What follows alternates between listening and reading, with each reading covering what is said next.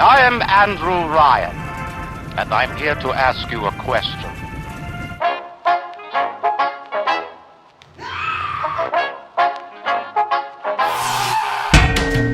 Won't you come on down to Rapture?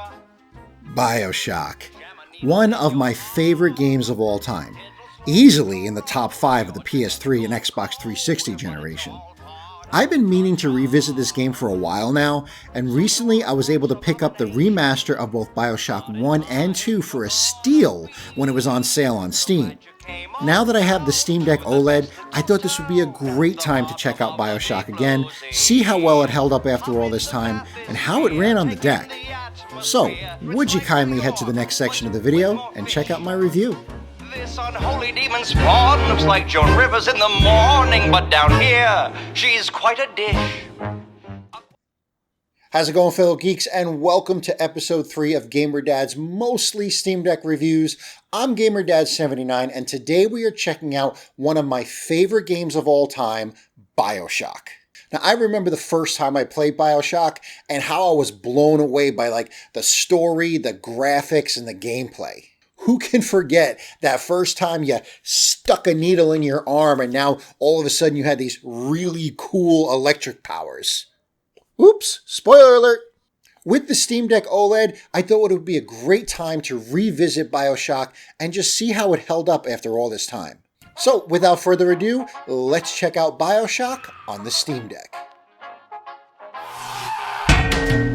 Won't you come on down to Rapture? Before we jump into this, I want to post a huge spoiler warning here. I guess I should have done that just a little bit earlier. I'm going to try to keep the review as spoiler-free as possible, but we are going to be touching on some plot points, especially from the early parts of the game. So, would you kindly? Came on down to the best little town at the bottom of the deep blue sea. It's 1960, and you play as Jack, a passenger on a plane that mysteriously crashes in the middle of the Atlantic Ocean. That's mysteriously with quotation marks if you didn't get that at first. It seems like you're the only survivor of the crash, and as you struggle to the surface of the water, you come face to face with a lighthouse. Why is there a lighthouse in the middle of the Atlantic Ocean? Well, there's always a lighthouse, there's always a man, there's always a city. You swim to the lighthouse, and once you make your way inside, you come across a bathysphere. Odd thing to have in a lighthouse, but who are we to question it? We just miraculously survived the plane crash. With no other options seemingly available, you enter the submersible, and it takes you down to the depths. To your even greater surprise, you find this huge city beneath the waves. First a lighthouse, then a bathysphere, and now a city under the sea? What will we find next? As the bathysphere docks with the city, you are contacted by someone named Atlas via radio. Atlas needs your help. You see, this city is called Rapture, and it was the brainchild of one Andrew Ryan. It was conceived as a place that could exist outside of the laws of man to enable the great minds of the world to create wondrous things without having to worry about silly little things like petty morality. However, things, as things often do, have gone terribly wrong, and Ryan has begun to go mad. Atlas's family is trapped, and he needs your help to rescue them from Ryan. Eventually you are attacked, and Atlas tells you that the only way you're going to survive down here is by using something called plasmids. These little miracles can rewrite your genetic code, giving you access to incredible powers. All you gotta do is stick this giant needle in your arm, and you're all set. Yeah, because that seems safe. Seriously though, the story for BioShock was really interesting and very unique for its time. However, I'm not a big fan of the whole listen to pre-recorded messages to advance the story method of storytelling. I'd much rather have the age-old cutscene to give me the lowdown on what exactly is going on. It always felt to me that unless you stood perfectly still and listened to that audio log or whatever it was, that you would miss out on parts of the story if you kept walking around and trying to advance the game because you weren't paying attention to that audio log. If I'm just going to stand there and listen to what's happening, I'd rather have a cutscene unfold to show me what's going on. One of the things that I love about this game is that you're given an in-universe reason as to why Jack keeps doing the things that he's doing. I don't want to give away too much, but there's a specific logical reason as far as game logic goes as to your character's motivations. Gross abomination, but in time you're gonna be so glad you came on down to the best little town. BioShock was like nothing we had ever seen before at the time. The city under the sea was simply put stunning. The art design still holds up today and looks amazing on the Steam Deck, especially on the OLED display. I love all the little details that developers 2K put into the ruined city, from like the leaky pipes to the area's overgrown vegetation to collapsing buildings. The whole of Rapture just looks amazing. Not only the city itself, but the enemy design as well. The splicers, which are like your basic enemies in BioShock, look really, really wicked, and who can forget the first time that they saw a Big Daddy come lumbering from around the corner? Not to mention the first time that you fought a Big Daddy. Who would have thought that this big, lumbering thing that looked nothing more than like an old diving suit would be that quick and that deadly in combat? The different abilities look cool as well, and without getting too far into gameplay here, developer 2K put a lot of effort into making sure you had multiple ways to utilize those abilities in flashy and unique ways. And there's this Atlas Joe right on your radio, and he'll give you helpful hints and such. BioShock is a first-person shooter that throws in some really cool abilities that set it apart from other shooters at the time. The guns are all your standard 50s style weaponry, from pistols to Tommy guns and shotguns. While the abilities are the star of the show, the weapons are handled very well. They all hold weight and they feel very powerful in your hands. However, the enemies at times can feel like bullet sponges. Even with a well-placed headshot, your foes seem to absorb every last bullet in your arsenal.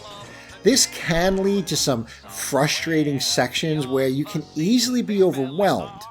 I wouldn't mind that feeling if it was just because the game was a bit challenging, but when even the most basic splicer takes up most of your clip to put down, it feels mostly unfair.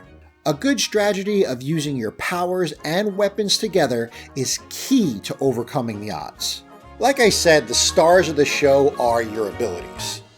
There is a decent amount of abilities to choose from, but you gotta be careful on what you want because you can only utilize about a handful of them at a time. You have things like Electro Bolt and Incinerate and Winter Blast and quite a few others to pick from. You can only have one active weapon and one active plasmid at a time, but it's pretty easy to switch out between the ones that you have available. 2K did a really great job of not only making the powers interesting and powerful to use in combat, but they also made them useful in non-combat scenarios. For instance, you can use Electro Bolt, and I guess this is combat, but for instance, you can use Electro Bolt to electrify a pool of water that a whole bunch of people are standing in at that time, electrocuting them. And believe me, there's a lot of standing water in this crumbling city. Or you can use Incinerate to melt this big block of ice that might be hiding some interesting gear or access to another area. There's just a whole bunch of different uses. Take in the atmosphere. It's like New York, but with more fish.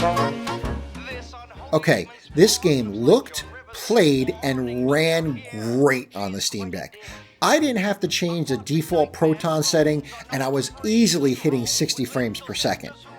According to Valve, BioShock is considered playable. I don't get why it's not fully verified because I didn't come across anything that held me back from fully enjoying this on the handheld.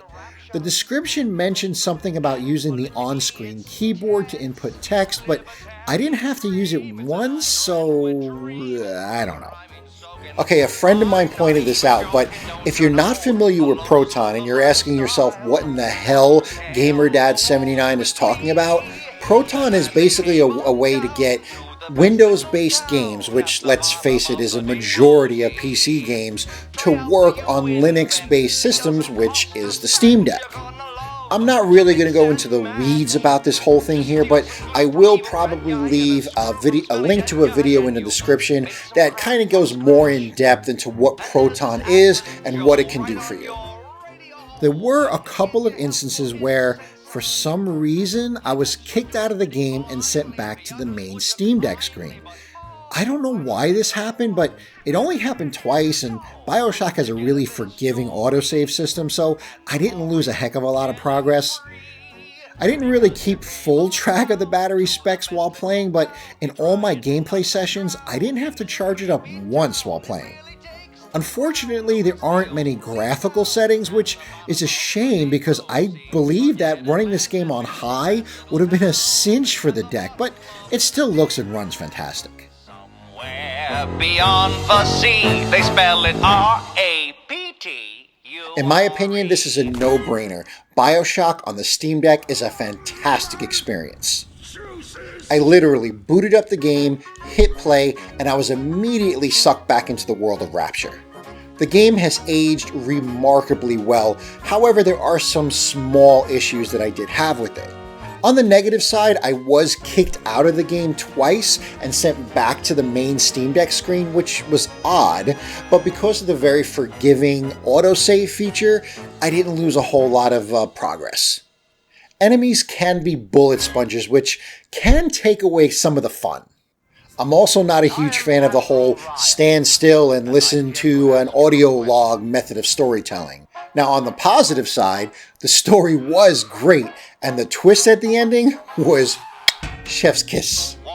It's also great when a game gives you an in-universe reason as to why the protagonist is doing these video gamey things when no normal person would actually do them.